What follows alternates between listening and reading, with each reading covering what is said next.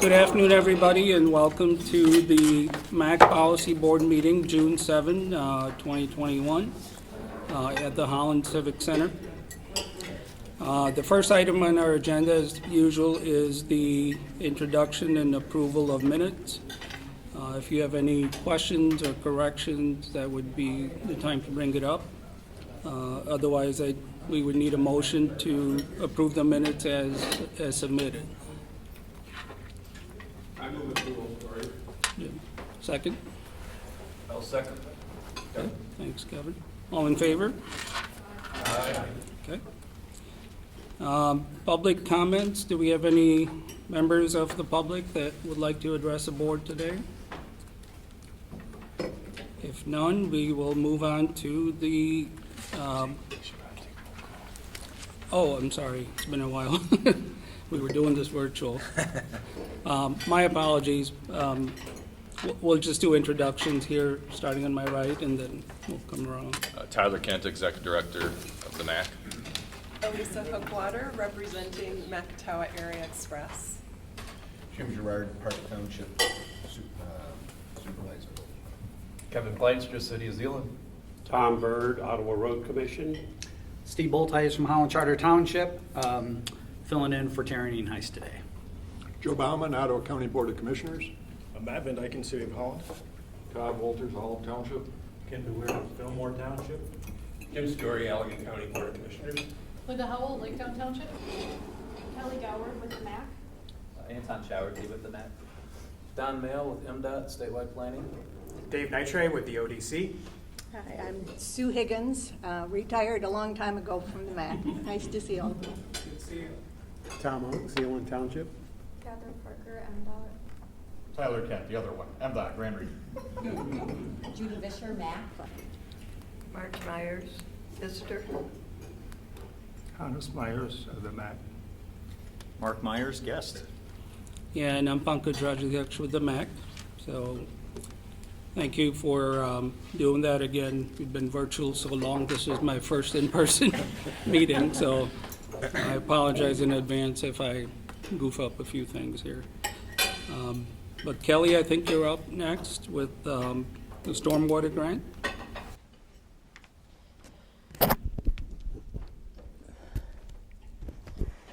All right, good morning, everyone. I think it's the first in-person meeting for a lot of us today, so still getting used to this.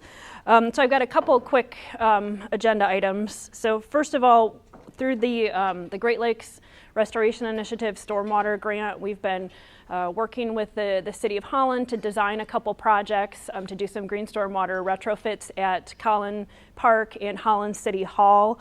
So we've been through a process of getting the design secured for that, and then we most recently went through a request for bids to hire a contractor to actually do the work. So that's what we're here to seek approval on today, is to award a contract to the successful bidder. So just a little bit of background. March 18, we released that advertisement for bids. We held a pre-bid meeting on March 26. We ended up extending the deadline after that meeting. We've got some issues we're working through with the State Historic Preservation Office, so some additional requirements there. And then so the bids were due April 27. We did a public bid opening at our office. We received 3 bids, and we would like to hire the firm of Els Excavating to complete the project. So that is what we are asking for action today, to approve signing a contract with Els Excavating not to exceed $196,967. And that was the lowest bid. And we certainly did review their bid and the project team that they put together. We talked to the City of Holland and with our engineering firm, so we are comfortable working with Els Excavating and the team that they proposed. So are there any questions about this project? Any questions? Okay, if not, we need a motion to approve the contract. And So moved. okay, Who did first? Tom? Jim? Oh, Kevin? And Tom second? Okay, Who was second? Tom. Tom Bird. All in favor? Any opposed? Okay, motion passes. Kelly will go over the Watershed Council Support Program now. Yeah, so just real briefly, wanted to let you all know that we did receive a grant award. This was presented to the board at the February 22nd meeting when we had applied for the grant. We don't need any action now. Action was already taken at that meeting to authorize acceptance of the grant, but I just wanted to let you know we received it, and we will be starting work on this soon. So this funding will go towards engineering a project on the Tulip Intercounty Drain.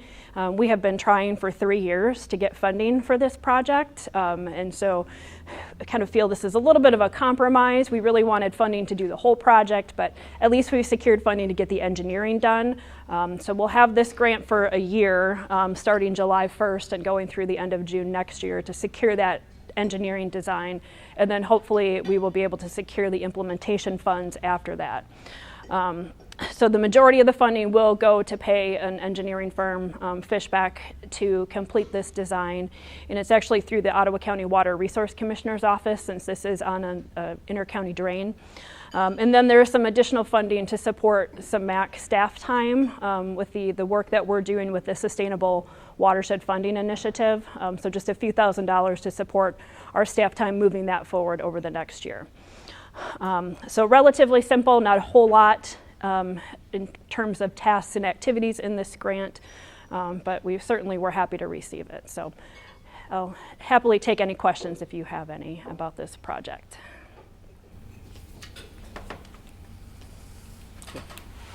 Well, congratulations on, it's a long time to wait, but thanks for your hard work. Up next is Tyler. Tyler's going to cover in brief the MOU with the Outdoor Discovery Center. And I'm assuming everyone read every word of the document over the weekend. But if not, I'm sure Tyler can answer any questions there. Good afternoon, everyone. Appreciate everyone's attendance. It's great to see everyone today. As we discussed at the April Policy Board meeting, we discussed in detail the relationship between the MACC and the ODC and the benefits of working together in the watershed with that MOU. So I've gone through the process of working with ODC Network. With that, we've met with the attorney's office to review the MOU, and I just want to go over and highlight just a few of the details of that MOU. First and foremost, it would be a 3-year agreement starting October 1st of 2021. As we discussed in April, the yearly fee would be $113,500 per year for that 3 years. And we wanted to make sure that the level of service that the MACC provided was the same with regard to ODC doing the day-to-day management of that. So I worked with Kelly and David and Travis and making sure that we listed everything that the MACC and ODC are responsible for and incorporated it into that MOU. So that's grant management, maintenance of the watershed, management plan. We're in the process of now of updating that. That's been roughly 8 or 10 years since it's last been updated. It needs to be updated again so that we can continue to seek federal and state dollars for improvements in the watershed. Reporting, making sure that there's a dashboard, and then there was also discussion early on about rebranding the watershed logo so that there's a consistency in marketing and telling the story of the improvements that are done in the watershed. The MACC environmental manager will become an employee of ODC. So Kelly's been working with David on the details of that with regard to wage and benefits and so on and so forth. So we wanted to make sure that both Kelly and ODC were comfortable in that transition. And it's also important that the TMDL for the Lake MACC and the corresponding voluntary agreement with the state of Michigan will remain with those local units of government. to make sure that we are, in fact, following through and making sure that the TMDL requirements are being met. So with that, I've got a copy. I submitted a copy of the MOU. It's in that packet of information. Just wonder if anyone had any comments or questions with regard to that document. Yeah, I did have just a question, and I had inquired about the final agreement that ODC has with Kelly. And I guess, first of all, I just thought it was important just to, for the members of the MACC to acknowledge the work that Kelly has done over the years. And certainly where we are today is in large part due to her dedication and her commitment.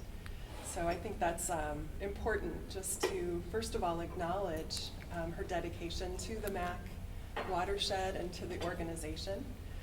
And also the partnerships that she has also fostered with various private and public groups. So I thought that was important on behalf of the MACC to acknowledge Kelly, and then also to ask a question.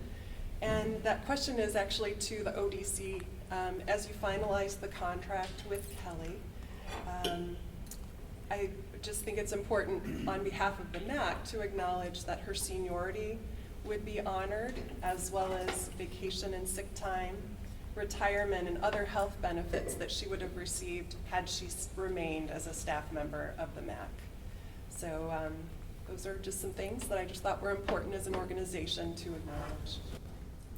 We definitely acknowledge that, and we've worked to do our best to include those things, working with Kelly, and we're excited based on having her join our team just for those reasons you mentioned. So thank you. Well, thank you, Lisa, and I know we do acknowledge all the work she does and some of the other staff that have come through and worked with her in the past. So thanks again, Kelly, and I'm sure when the time officially comes to transition her over, we'll make sure there's some recognition for that. Will we be getting updates from the ODC on the watershed? Right, yeah, it'll be similar to what you experience now, maybe on a quarterly basis or something like. Well, I'll work with both Kelly and David on those updates, and we want to be able to have some information that we can post on our website too, that shows where we're at with the different projects that are going on within the watershed.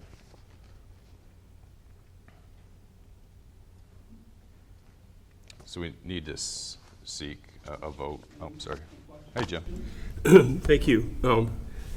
In reading the attachments, and the one I specifically referred to is the one with Eagle.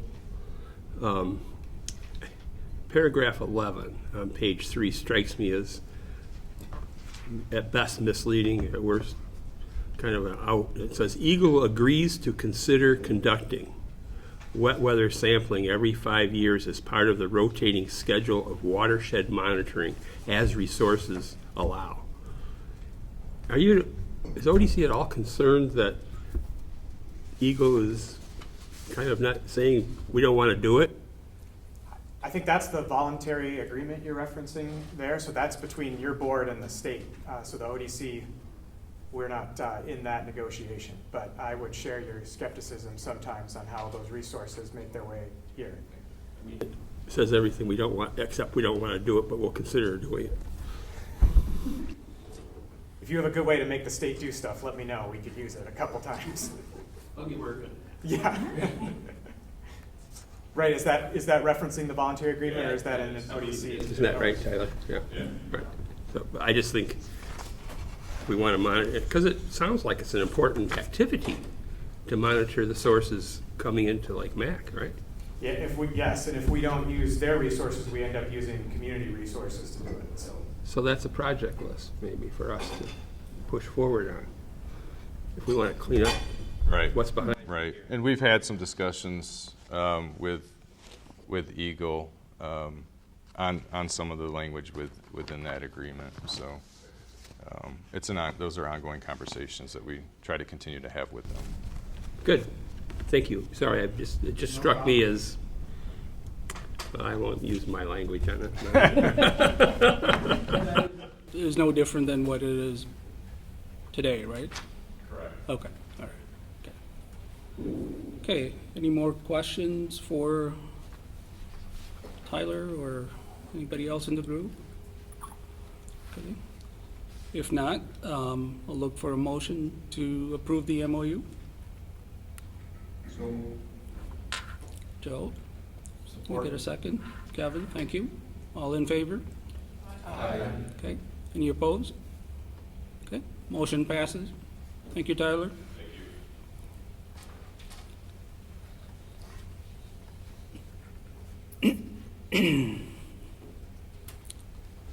Okay, next on our agenda is the transportation program, starting with the 2022 Unified Work Program that Anton will cover.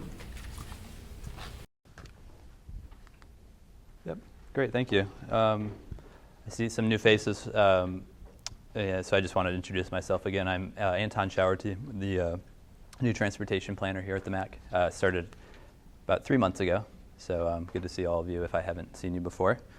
So yeah, just want to start off today with the fiscal year 2022 Unified Work Program. So if you were here attended last month, I kind of went over some of the changes for the proposed draft for 2022 and what had changed from the previous year. So today I just want to go over sort of what comments we've received during our public comment period as well as from MDOT, and just present to you the final UWP for your adoption. So again, the UWP really just outlines all of the tasks that MACC staff will be undertaking in a fiscal year. So we didn't receive any public comments, but we received a number from MDOT, and I'll kind of go over those here. Most of the comments were pretty minor, but the ones that stick out a little bit more have to do with planning emphasis areas and local transportation planning initiatives.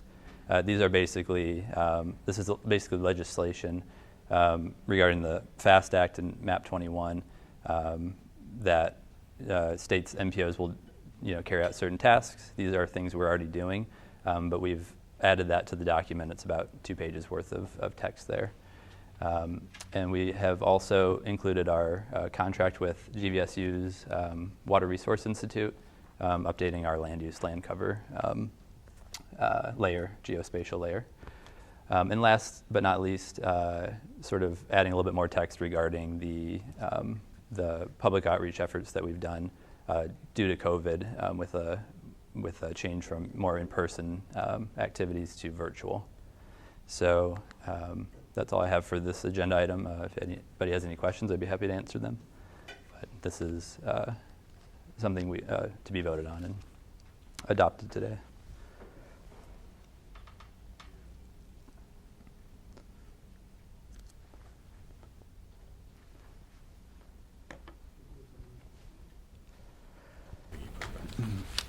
Okay. Anton, do you need a motion to approve the resolution? I think, I could be wrong, but I believe for this one it could be a sort of all in favor one. Okay. Don't quote me on that. Okay. Usually people do make a motion. What was that, Don? I said usually there is a motion for approving UWPs. Okay. I'll make that motion to approve the UWP. Lisa, thank you. I'll support that. Thank you, Steve. All in favor? Aye. Any opposed? Okay. Now we'll move on to the tip amendments. Yep. Great. And Tyler, can I hand this off to you to? Go up there or? Yeah. Well, you can whatever works for you. I can talk. That's fine. So, block reading. That sounds good. Sure, all right. Got a couple of MDOT tip updates for the program based on the summer here. Two of them are just the same project, PE and construction phases. 121133 is related to the I-96 between basically Byron Road and 32nd Avenue Hudsonville project, reconstruction project next year. There's a significant cost increase on that. It's a multi-MPO project which requires automatic action by this group if one or the other MPO has triggered an amendment. In addition, there's also work to look at stormwater, stormwater, so replacing 2 culverts through there, a little bit more work related to the unit prices of concrete or pavement themselves. Those costs went up, so we have to reflect that in the cost of the construction project as well. I believe the remaining 2 are also part of the region-wide painting, roadway painting or striping project. That's usually an annual or biannual maintenance effort. It's just to kind of update the lines on the road, basically. And so, aside from that, I can answer any questions about the projects on there, about the amendments on here.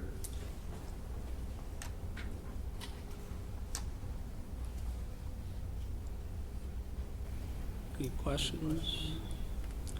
It's kind of hard to read that. Tyler, how long is that project going to take? A year? 2? The large 196 project, probably most likely 2 years, maybe a year and a half. There's probably going to be some breaks in between. Later this year, we're going to start doing some shoulder work, a little bit of some staging for the what we call the median crossovers, the temporary lanes. We're going to be shifting traffic over to the other bound while we're reconstructing the bound that's being diverted essentially. So that's kind of all going to be set up a little bit later this year, and next year is probably going to be the full reconstruct, which may last well into 2023 at that point.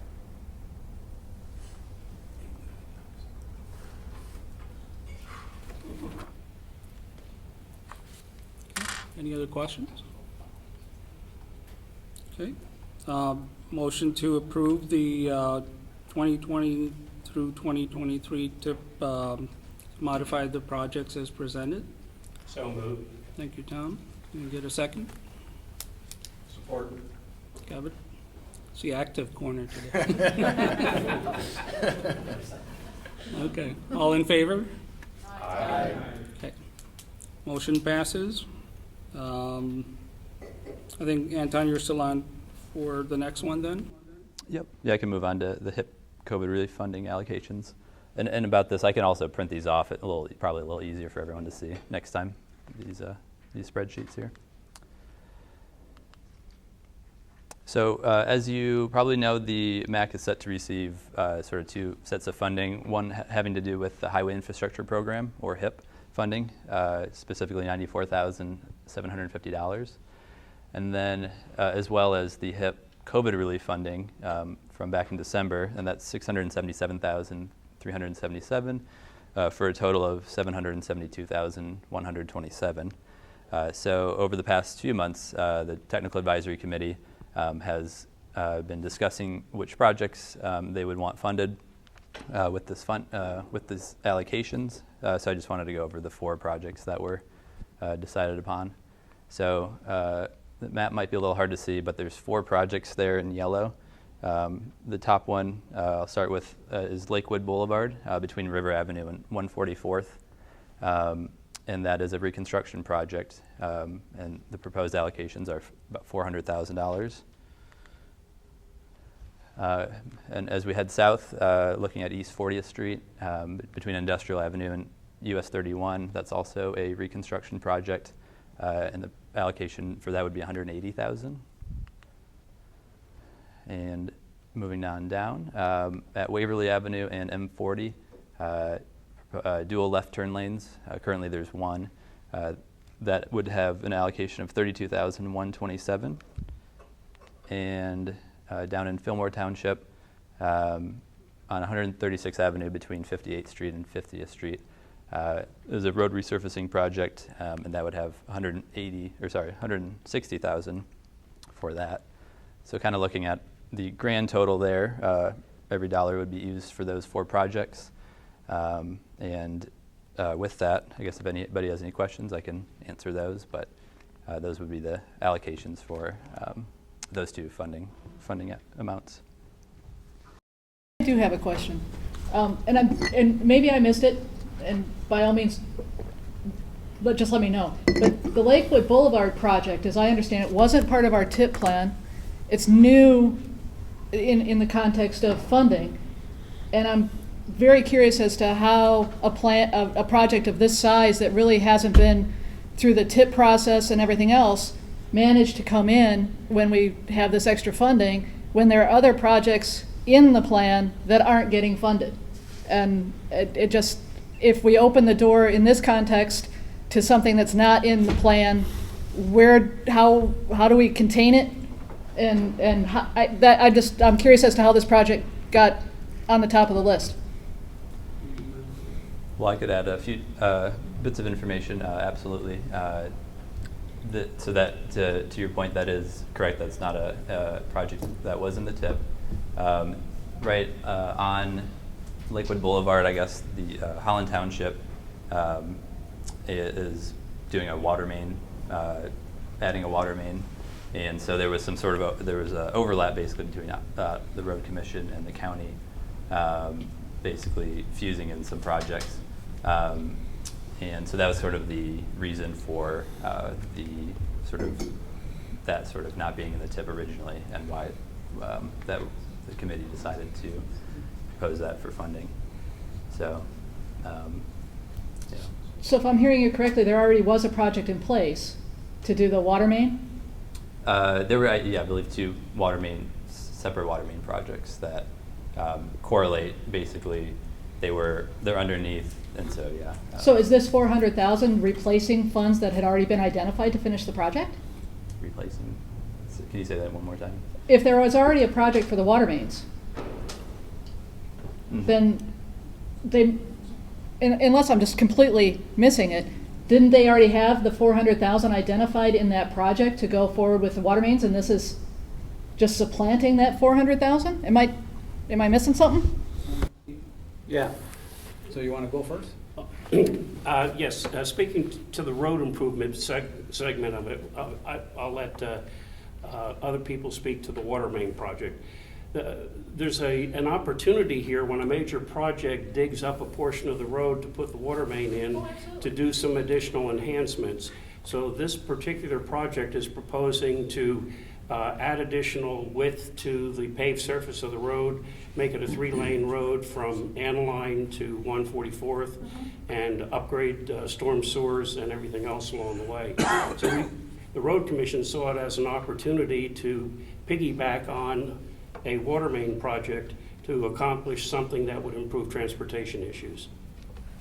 So, and to speak to piggybacking on, the township actually accelerated its water main project. We were intending to do this project in 2024, but were approached by the Holland Board of Public Works, who is building a new water transmission main, and selected that route as the location, the routing of this new main. So they need to do that now, and they're bringing it in from Park Township. I believe it's coming up on 100, starting out on 160th and proceeding east. And I believe that's a federal aid job on Lakewood for this year.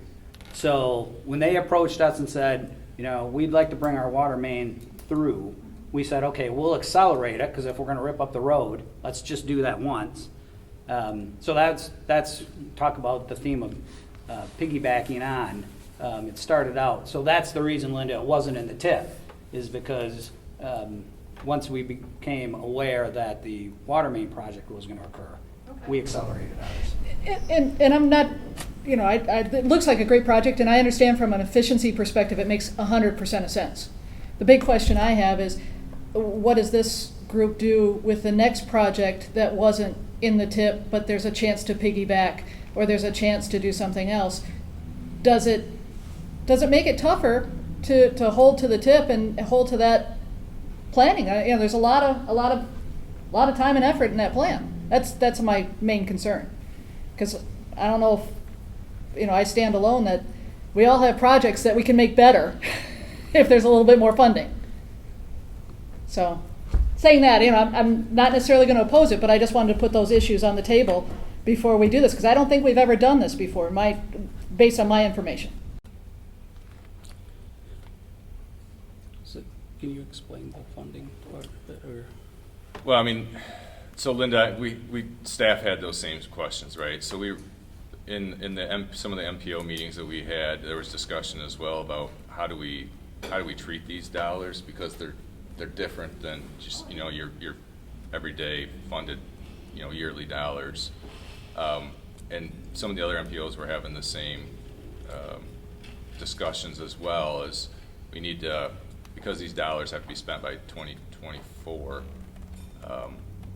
is that if there are larger projects out there, do they have to go through that TIP process? And working with MDOT and discussing with them as well,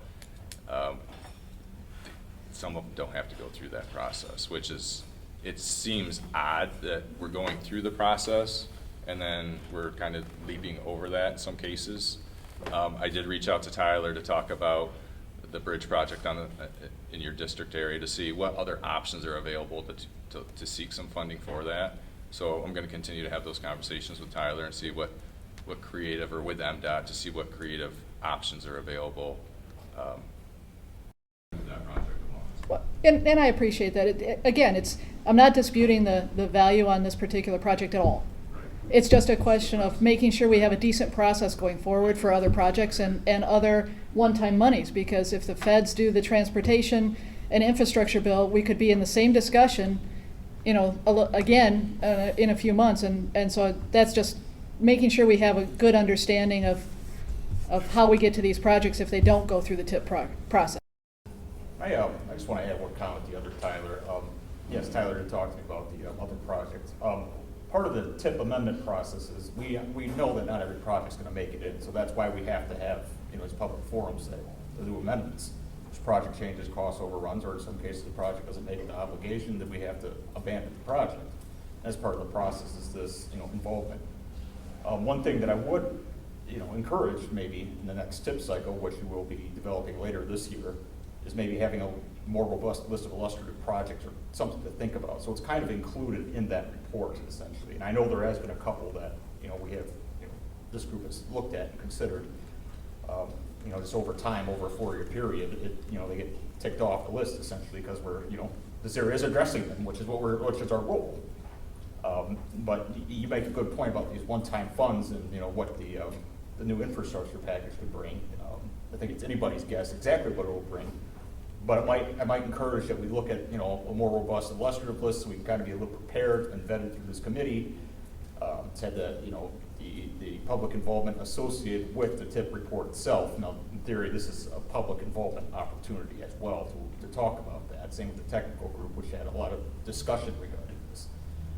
But the other thing I wanted to point out too is with the new funding, whenever that package is set in place and passed by Congress, and whatever boils down to us essentially, ironically is when there's the new TIP cycle, 23 through 26. So that's when we'll be prioritizing, kind of doing what we're doing here, but on a larger scale with 4 years worth of funding essentially. So I think that opportunity is there later this year for kind of these more robust amount of money or funds that come through, especially if there's a new package. But essentially with those new projects, I just wanted to make clear that this is part of that process, that the meetings, the public involvement, the way the agenda is sent out, it fits the public participation plan.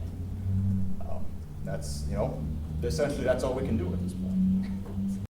Okay, well, thank you both, and Linda, thank you for your observation too. It's probably something that will obviously is, if extra dollars find their way here, we'll take a look at, if there have been projects that have been outstanding longer, and let the collective wisdom make a decision. So thanks again, and I just need a motion to approve the funding allocation for the projects. So motion. Honest move? Support? All in favor? Aye. Any opposed? Okay, motion passes. Again, thank you for the robust discussion, and we'll certainly keep them in mind. All right, Anton, 2020 census report? Yeah. So this agenda item is named. The name is a little interesting because there's really two things going on here. There's the 2020 census estimates, which were just released back last month, and those are obviously estimates. They're based on the 2010 census, and they're basically just predictions. And then we have the separate U.S. census that we all took last year, and those results are going to be coming in later in the year. But I want to start with the first one here, showing the population growth. And from this map, as you can tell, with blue being the largest growth areas in terms of population between 2010 and 2020, Ottawa County and Kent County are among the fastest growing counties in the area. Allegan also, and surrounding counties are also gaining a lot of population as well. But wanted to show, if you haven't seen this already, Ottawa County came out with this map that basically Ottawa County 11.7% population growth. Allegan County is at 6.8. So that makes Ottawa County the 7th most populous in Michigan now. So just so you're aware of all that. And if you go to the U.S. Census website, you can download all that data that you just saw there, as well as housing data based on the county, the state, and the nation. So that's available if you need.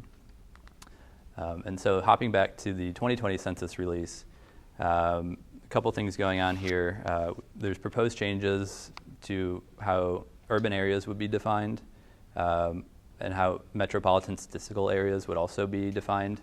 And I also want to talk about the possible addition of one MPO in Michigan coming up. So just to give you an idea, it gets a little confusing because there's a lot of different boundaries, and then as you see here, as well as the MPO boundaries. But just to give you an idea, here's a map of urban areas, metropolitan, and micropolitan statistical areas. So the gray areas, which might be a little hard to see, it's kind of bright in here, but we are, of course, in the Holland urban area right now, and what's being urban areas are basically related to MPOs because that's what decides whether an MPO is designated or not. So if you have an urban area of over 50,000 people, then they are required by federal law to have an MPO. So if we look at our urban area population, we're at about 100,000 as of the last census, and it's projected to be at about 114. So clearly there's no issue in regards to our designation at all, which is good. But I did want to point your attention to the urban area in Traverse City, which is very close to approaching about the 50,000 person threshold. And at this point, it's because so much is unknown with the census.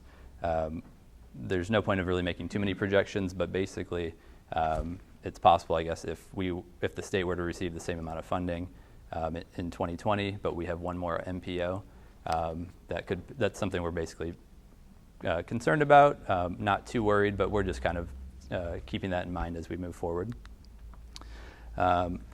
So the U.S. Census Bureau is proposing to change also how those urban areas are, like the delineation is defined, and there's a whole bunch of requirements that have to do with things called hops and jumps, and analyzing the census blocks and how much impervious surface there is. So a lot of stuff going on. It didn't really make sense for us to sort of make these projections since these are really just proposed changes right now. But it's a common thing. It happens every 10 years. And also, one big change, too, would be that we would go from defining urban areas strictly by population to also having a housing option. And that basically has to do with privacy reasons. And it also has to do with being able to update these urban areas more than once every 10 years if needed. So basically what SEMCOG did, the MPO in Detroit, they went ahead and actually calculated out what all those changes would mean, right, to their urban area. So it might be hard to see, but in purple is what their urban area would be in 2020 if those changes went through. And in the green area, kind of on the peripheral, is what would be lost, because basically these urban areas would get a little bit smaller. And so what does that mean? It could mean that for some of those roads in the green areas that are considered urban now but would not be considered urban afterwards, just the way they're funded would have to go, would change. So there might be some sort of accommodations having to be made there in that regards. So coming back to our area, one interesting tidbit is obviously, as you can see, our urban area is split at the county, and roughly 90% of it lives in the Ottawa County portion, 10% lives below it. So when we're looking at that 114,000, we would possibly just be counting the part north of it, making us get a little bit closer to that 100,000 threshold. So basically, that's something to keep in mind. And I'm not trying to throw too much information out at you, but just keep it with just kind of have it in the back of your head that these are the things and discussions going on right now. So those urban areas actually are what define statistical areas. And as you can see, Holland is part of the greater Kentwood, Grand Rapids area. Allegan County is its own micropolitan statistical area. And these designations for MSAs don't actually impact us as an MPO, but they do mean something to our region, because basically these different agencies and bureaus gather more information for metropolitan statistical areas and less so for micropolitan. So when we think about how things could change in terms of the Office of Management and Budget's proposed changes for MSAs, it's basically would be going from 50,000 as a minimum for the urban area to 100,000, and so it's possible, though not likely, that Ottawa County could be a micropolitan statistical area. So, basically, not to, like I said earlier, not to throw too much information at you, but just kind of wanted to give you an idea of, like I said, the things kind of being talked about.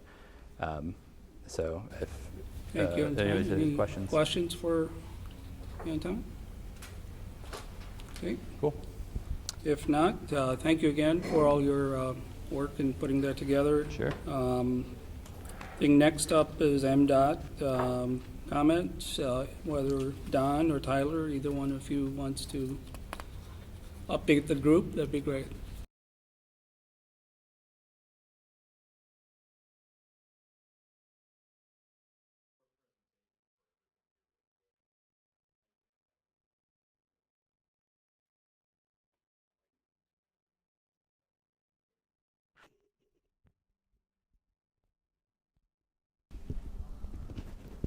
Everybody hear me okay?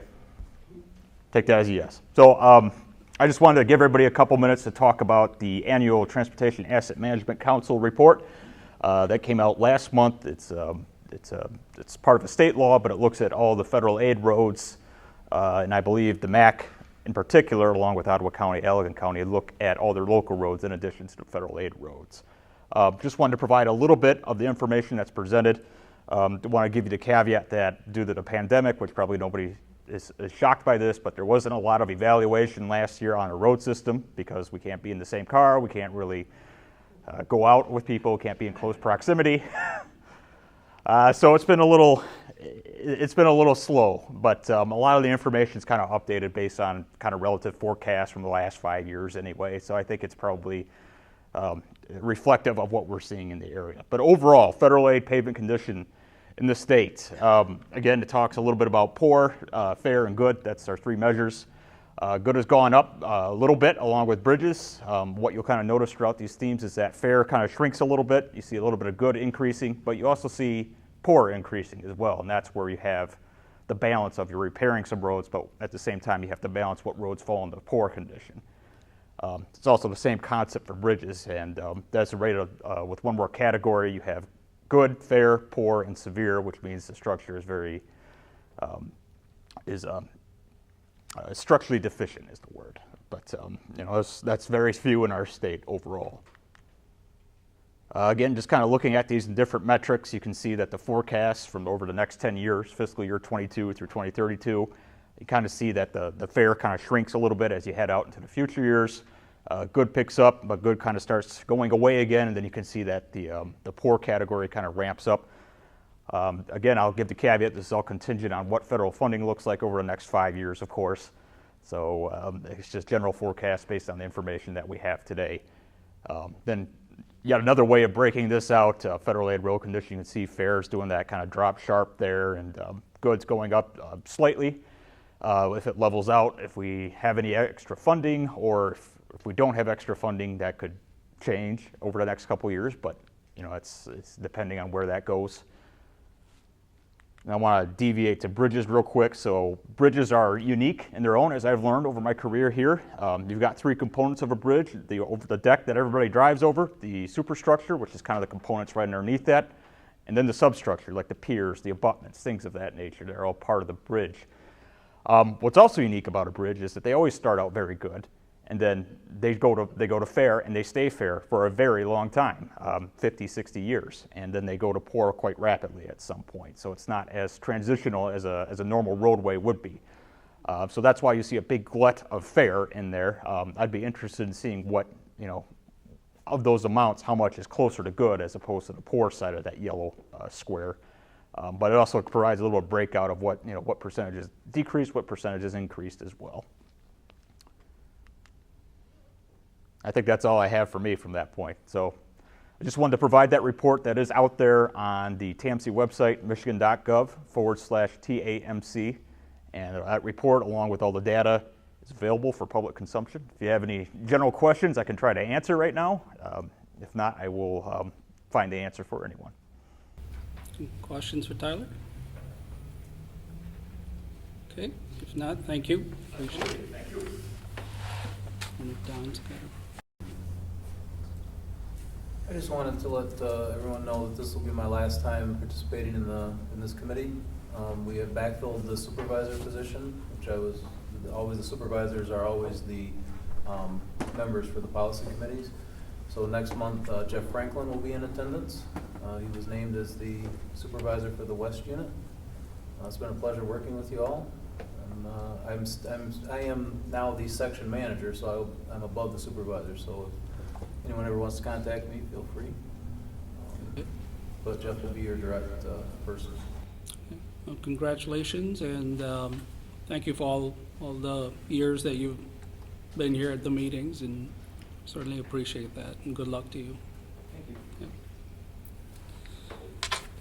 All right, administrative issues. It looks like maybe just some wrap up on the budget from the previous meeting. Thank you. I feel like I'm on a tether. I can't walk around. Don, thanks for your service. Greatly appreciate it. The proposed 2020 budget, we had discussed this last month. I just want to go into it a little bit more detail. I told you I would come back with respect to specifically the watershed budget itself. We knew that the number was $113,500. I discussed briefly some additional dollars that would need to be appropriated for my time for oversight, as well as Chris Brown, who oversees the finances of it. With that, my oversight time and Chris's would be an additional $11,000. I'm going to try to minimize that impact on my end as much as possible. There are going to be maybe a little bit more time in this first year because of the transition, and make sure everything moves over smoothly. But at this point, the total watershed dues for the watershed would be $124,500. Now, with that being said, in the past 2 years, the dues were set at $150,000. And we discussed those cost savings with that entering into that MOU with the ODC network. So I spoke with the executive committee to discuss our options, because we are carrying some debt on the watershed side between $85,000 and $150,000 that we need to address. So there were a couple of different options that we had looked at to try to address that and get that taken care of. What we'd come to as the executive committee, an agreement is to pay that debt off using the transportation dues. Now, those aren't federal highway dues, those aren't FTA dues, those are dues that you folks pay in, your organizations pay into the MACC. So we're carrying roughly $1.4 million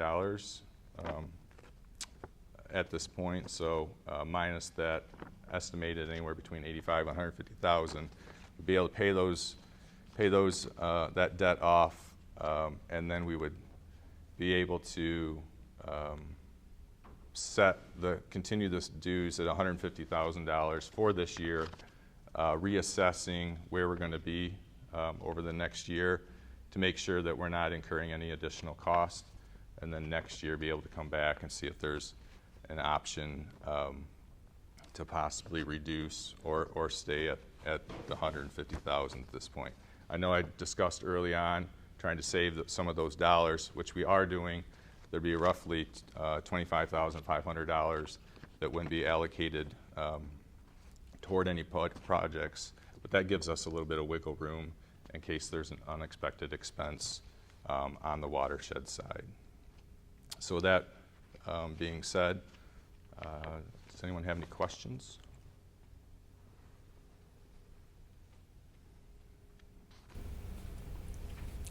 If not, just need a motion to approve the fiscal year-end 2022 budget. Support. Linda, Tom, all in favor? Aye. Any opposed? Okay, motion passes. Thank you. And thank you for your support on that. And thank you to Kelly and Chris and the ODC Network and the Executive Committee on all your input through this process. It was a lot this year. I'm glad we're able to deal with both the watershed and getting that debt taken care of. Next on the agenda is the financial report. Total revenue is at 59.9%, and total expenses are at 43.9%. The MACC Executive Committee report, much of the work that we've done over the last 6 weeks or so has been wrapped up in the details of that executive report. We've been working on both the budget as well as the watershed, so that's what's reflective in those minutes.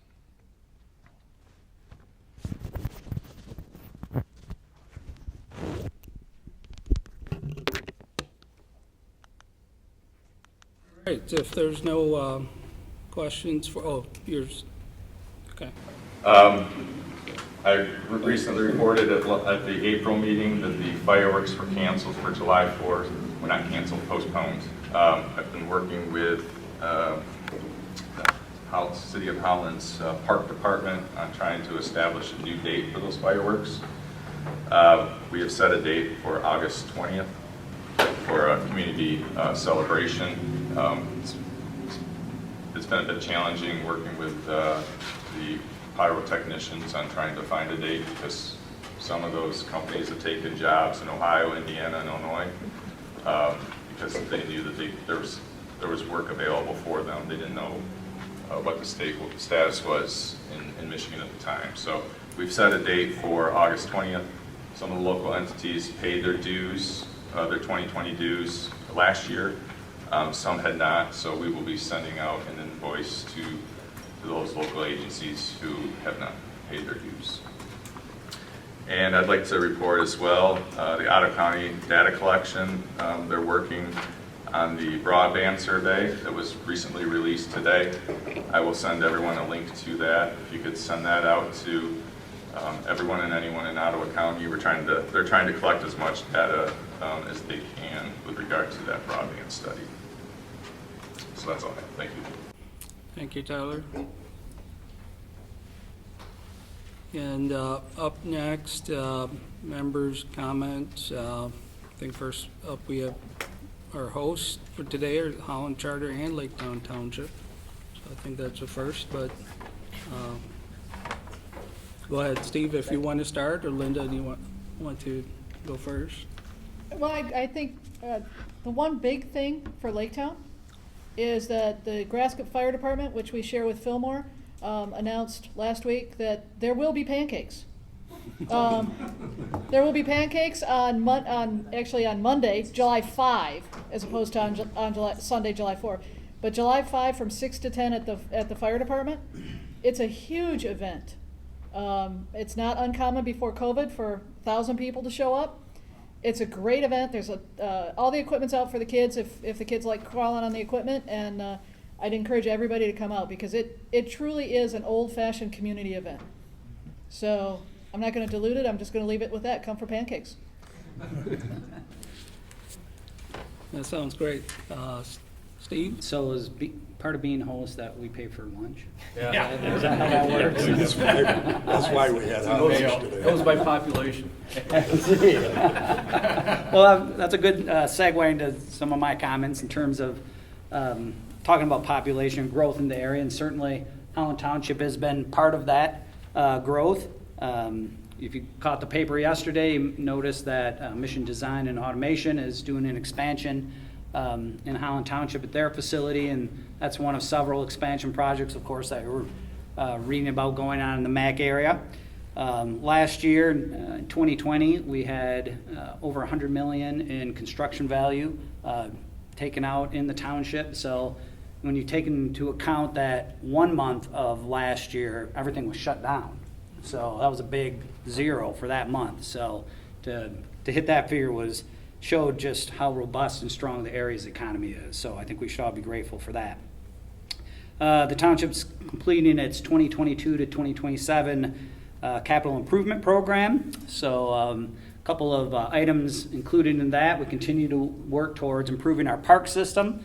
So as part of that process, this year we're going to be adding a permanent restroom, some parking lot expansion because we are seeing more use and utilization of the park. So we're expanding our parking out at Beechwood Park. That's a smaller neighborhood park on Beach Street between Douglas and Lakewood.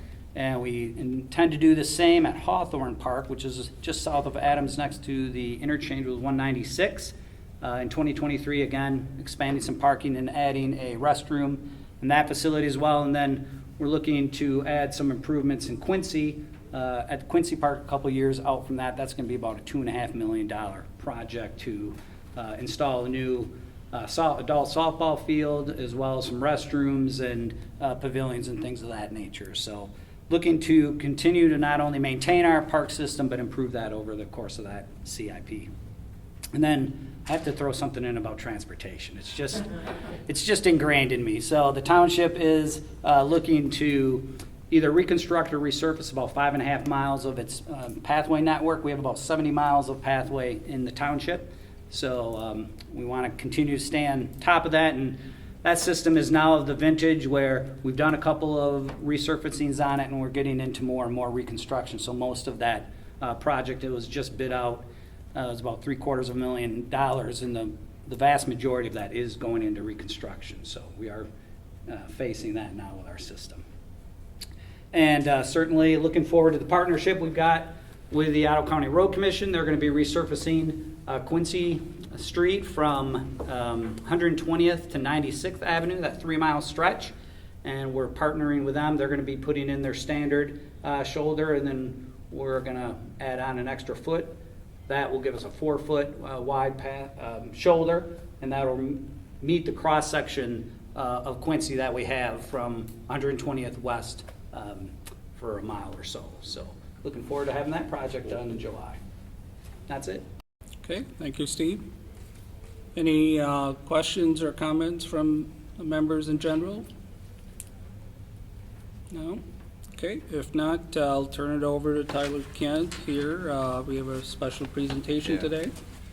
Well, thank you, everyone. Today is a special day at the MACC. We would like to honor Hannes Meyer for his years of dedication to the MACC. I believe it's 19 years. Sue Higgins and Steve Oltheis were both kind enough to join us today, so they've served and worked with Hannes in the past, so I'd like for each of them, if they could, to say a few things about Hannes.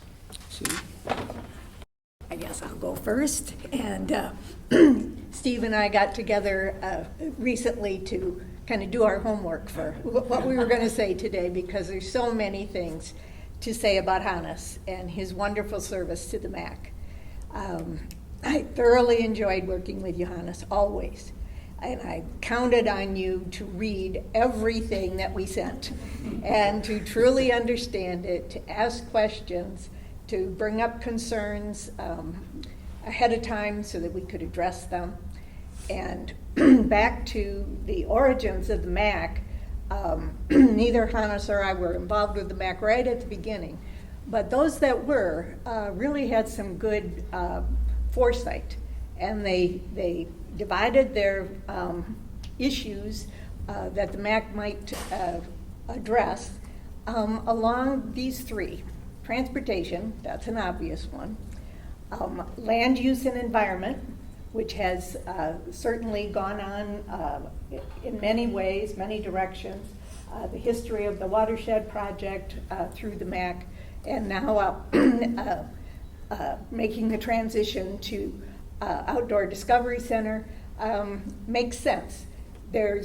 From the time that the MACC started, it was always perceived that once a project or issue was addressed by the MACC, it wouldn't stay there forever.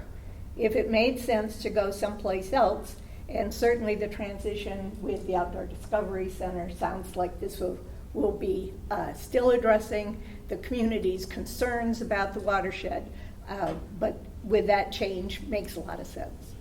The third issue was housing and quality of life. And again, the housing part of it early on, those in the MACC decided that wasn't quite, the MACC wasn't the best organization to try to address that. But quality of life, there were other issues that we did get into with the Weed and Seed program and addressing the gangs that had become just too prevalent, even obvious at all in Holland was quite a switch. But the issues that I probably most enjoyed working with Hannes on those are three also. And the first one is the airport, Tulip City Airport, when we formed the Airport Authority. Oh, we had so many interesting meetings and so many discussions Jim was involved about. And when the MACC was awarded the wings, what was it called, Jim? Do you remember? Anyway, the wings to advocate or to illustrate that it was for the airport. But to listen to all of the different concerns, sort it out, and still get all of the details in place so that an airport authority could be formed. Hannes was so key in all of that. Another mode of transportation that I really enjoyed working with Hannes on, that one was the air, you know. Rail was another one, and keeping the Amtrak passenger rail service available for people in Holland. And I came across some pictures just the other day, Hannes, of you were at we had a celebration for, I think, the 25th year of the Amtrak service. And we were able to ride the train to Chicago that day, and it was just a good time to just relax and see the fruit of all of those meetings again, discussions, details that Hannes is so excellent at considering. And the third one, I knew I should have written it down. We talked about it. We did. I'm not coming up with it either. I know what it is. It's, how could I ever forget all the talk about the US 31 bypass? Oh my goodness. So many lively discussions. And again, a pinpointed day, the day that they dedicated the M231 bridge, and Hannes was there, and so many dignitaries that had been so involved with all of those discussions. And one of the things that I was kind of slow coming over here today because of construction. So as I was coming this way, but as I went by the rest area out there, every once in a while I like to stop and go in at that rest area, use the facilities, but mainly to read that wonderful plaque that's up there about Hannes and his very long service with the Transportation Commission. And the part that I probably enjoyed the most about that dedication of the bridge, the M231 bridge, was how much respect many people have for Hannes. And MDOT representatives spoke, and Federal Highway, and elected officials. Hannes has served this community so incredibly well. Thank you, Hannes, for all that you've done. Well, Sue has certainly touched on a number of items, and I'm just going to add a few more to that as I was kind of reflecting a little bit on Hannes and his impacts, trying to think of different adjectives in terms of course, there are many of them. I just got a couple here to share with you. First of all, Hannes has an inquiring mind, and as Sue just mentioned, he was already well-versed in transportation, having served on the State Transportation Commission, served as its chair even for part of that. So really came with a strong background in transportation, but he was always interested in the other programs and initiatives that the MACC was undertaking, and was always asking questions about those to further his understanding of those. Certainly appreciated. He was measured. So Hannes, when his approach to addressing policies or problems that we might be talking about in the executive committee, it was always through a careful review of the facts and the circumstances surrounding that. Kind of sounds like a judge, doesn't it? So, third one is politically astute. Sue just mentioned his deep and long commitment to the community. Hannes had a real keen sense of the potential impacts different circumstances or issues will have either to the MACC as an organization itself or to its members. And I really think that astuteness was honed by his deep commitment in the community, his working in the community. He knew about all the workings of it, and that certainly informed that political astuteness that he has. Hannes is a storyteller, and just talking again about that, or noting that community service, that coupled with just a real rich and deep life experience was, really the source of so many, wonderful stories. So my favorite one was his invitation to the White House. So, but he had lots of them, and I always enjoyed hearing those. And lastly, Hannes is a very caring person. He, really cared about staff, and demonstrated that in many different ways. And certainly for me, we share a love for the University of Michigan. So, we would talk about the trials and tribulations of its football team, when we got together. But, certainly his interest in the well-being, not only of the organization, but its employees, was always evident and greatly appreciated. So for all of those and more, Hannes, thank you very much for not only making this organization, but also its employees, past and present, better. So thank you. I'm sure we can have a little round of applause for Hannes.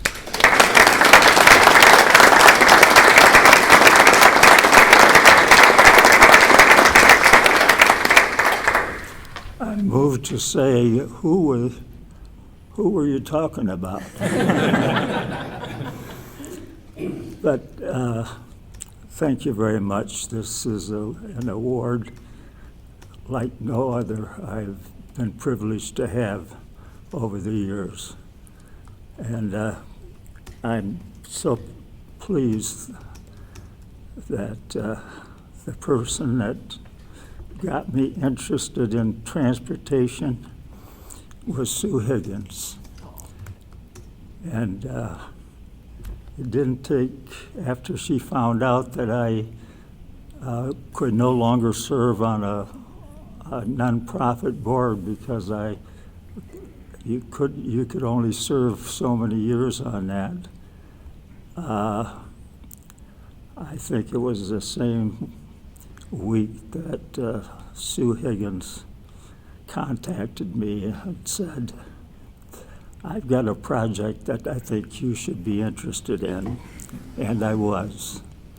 And the topic was, among others, but the one that has been close to me for many years, and I didn't realize how thorough your examination of the record was.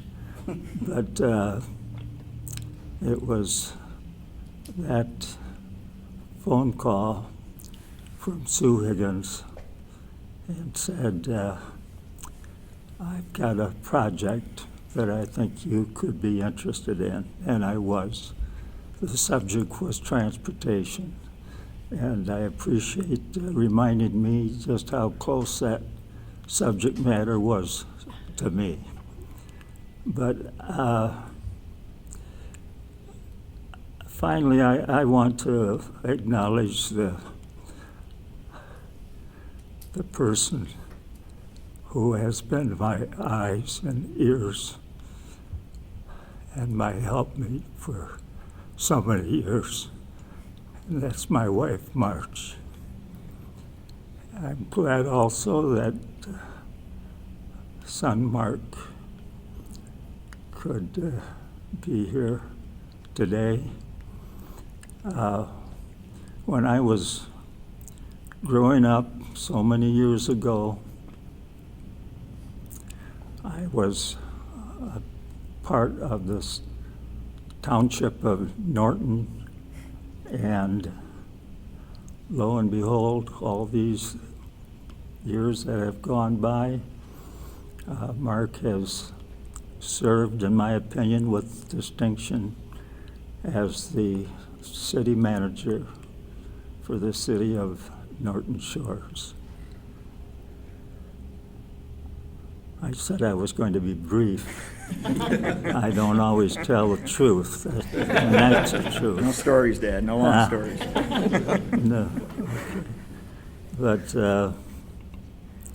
it's been a wonderful, long period of time, and I'm so thankful for it.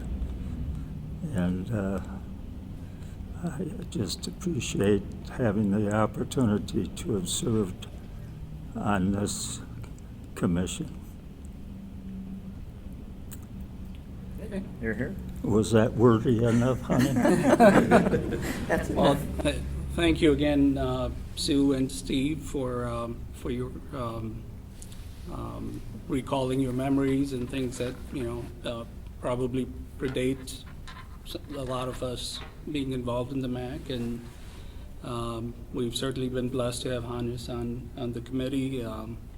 We hope he will continue to serve us for a period of time. I don't know if you had something else? Yeah, I do. Sue, Steve, thank you for coming today and providing some great stories. We greatly appreciate that. And Hannes, we have an award for you for your time and dedication to the MACC. Excuse me for my reach. But thank you for everything that you've done for us and for the Holland-Zeeland area. Be careful not to drop that. We've got a box for you here. And there's cake in the back that's And I see the big hand in there, too. Yeah, Tyler cut that himself. So. Yeah. All right. Well, thank you again. Did you want to say anything about cake or whatever? Yeah, on your way out, there's cake available for everyone. So, Okay.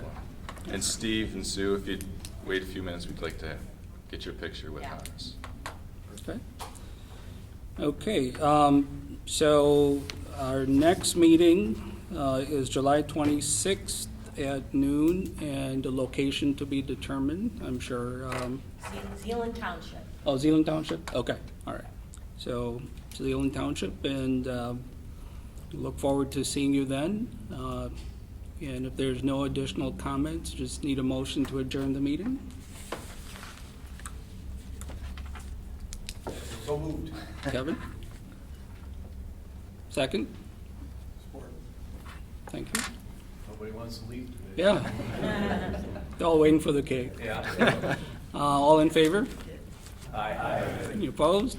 Okay. Well, thank you again so much, and it is great to see you all in person again. And especially for Tyler, Yeah. who spent, I don't know how many months just virtually talking to you guys. So, thanks. You came at a difficult time. So. Thank you.